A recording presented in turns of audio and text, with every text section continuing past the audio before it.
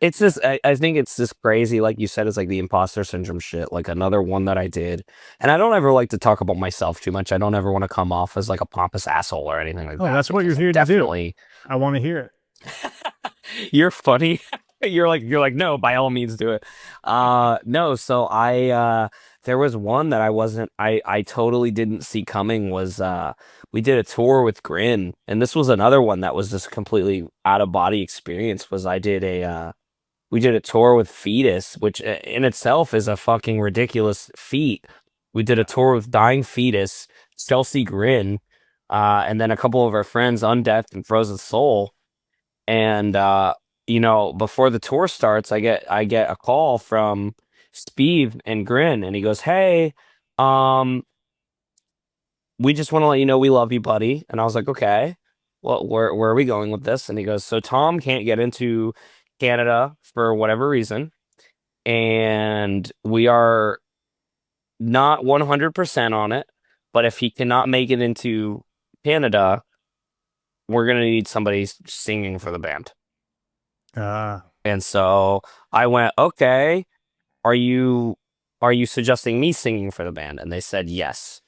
So I said, "Okay, well, I know half the songs from high school, but let's see what we can do." So I get sent the lyrics for this. I get sent the Chelsea Grin set list, and time comes, we tour, and then we get to a couple days before Canada, and 3 or 4 days before we enter the first show in Canada, we sound check. Grin sound checks, and they have about time for two songs. So each day we sound check with two songs, and that's our practice together. shit. Wow. So I had weeks listening to it in my ears, and then I had a single one playthrough of each song 3 days before we played. And then I wore their in-ear rigs and I used their mics. And yeah, so we ripped, I believe Bodysnatcher would play right before Chelsea Grin every night. We would play 8 songs. I would wipe off with a towel, drink 5 water bottles, and then immediately go upstairs and we would walk out. We would walk out to the sample, we would be in front of a 30 by 30 Chelsea Grin banner, and I would put up my hand. I go, "How's everybody feeling? We're Chelsea fucking Grin," and we would go straight into my Wow. damnation and play 10 Chelsea Grin songs. Holy shit, dude. How did you do that? Uh, by the skin of my teeth and being extremely nerve wracking. Somehow I don't have gray hairs, but Dude, yeah, I remember I did those, and that was scary. do you have like how do you keep your voice from blowing out on tour night after night? Do you have like a routine you do or Okay, so here's the thing. I totally do not do. I I just know some people have there's like those like moisturizer things they're breathing in, and other people are like, I just smoke cigarettes and drink beer, and like other people are like, I don't know, I just do it. So Yeah, I think I'm kind of in the I just do it camp. So yeah. I have always kind of been like that. I've done the vocal warm up thing, but I've never I always fall off of it. But I'm always usually pretty good. Like my voice will get calloused and I'm pretty good for like a whole tour.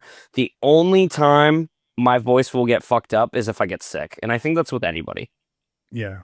because your voice your body is essentially telling you, hey, you need to stop screaming for 40 minutes, and then you kind of force it to.